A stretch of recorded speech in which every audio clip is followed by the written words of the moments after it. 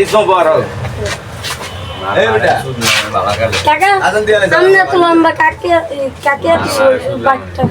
আরে ভাতিজা তুমি বোঝো না, পুরুষ যত লম্বা তত সৌন্দর্য, আর মেয়ে মানুষ পুরুষের যত খাটো হয় তত ভালো। ঠিক আছে?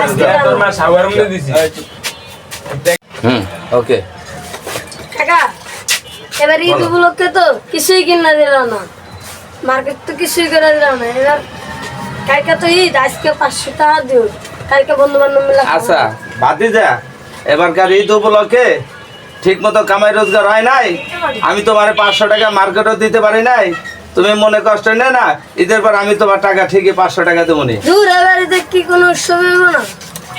আরে জীবন, মানুষের জীবন এত কষ্ট কিসের জন্য?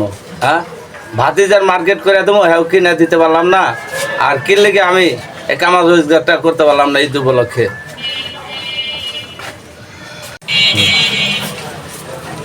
ভাই, এবার ঈদে নানির বাড়ি যাবো।